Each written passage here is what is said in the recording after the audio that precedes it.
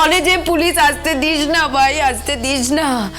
কলেজটা আমাদের আমাদের পড়ার জায়গা, আমাদের শিক্ষা কেন্দ্র, আমাদের পীঠস্থান, শিক্ষার পীঠস্থান ভাই। প্লিজ ভাই, প্লিজ প্লিজ ভাই, প্লিজ ভাই। মা, তুমি হাতে আগ্নেয়াস্ত্র ধরেছ তো কি হয়েছে? মা দুর্গাও তো হাতে ত্রিশূল ধরেছিলেন।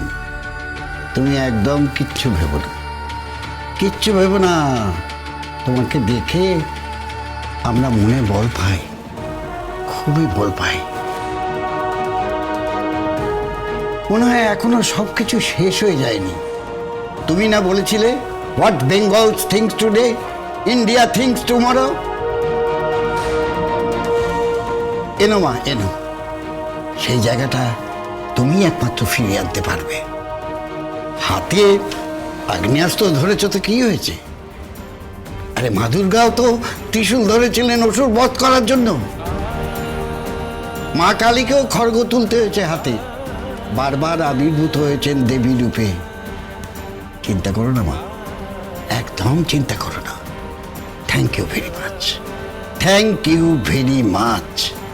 তুমি যদি সঠিক সময় না আসতে না, আমাকে মুখ লুকিয়ে পালাতে হতো। আর সেটা লজ্জার, আর এই লজ্জা সারা জীবন আমাকে বয়ে বেড়াতে হতো। প্লিজ মা, প্লিজ। ওকে, আপনি ওনাদেরকে ভেতরে নিয়ে যান। কিন্তু ম্যাডাম, আমি বললাম তো, কিন্তু ম্যাডাম যিনি পেমেন্ট করেছিলেন সবাই অ্যারেস্টেড।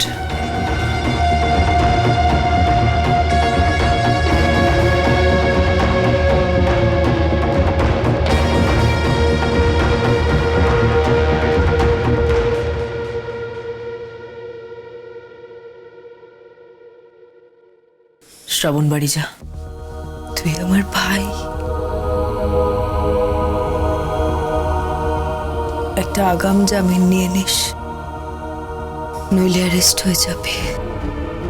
না হলে তোর মা আমার দিকে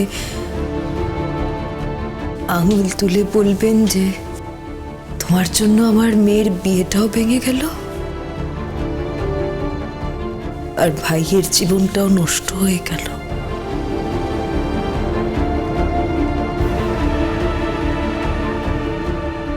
দুটো বোঝা একসাথে বইতে পারবো না রে, অত শক্তি নেই আমার। শিক্ষার জন্য লড়াই করতে পারবো, কিন্তু সম্পর্কের লড়াই না, খুব কঠিন, খুব কঠিন। ওটা করতে পারবো না রে, পারবো না। বাড়ি যা, বাড়ি যা, বাড়ি যা।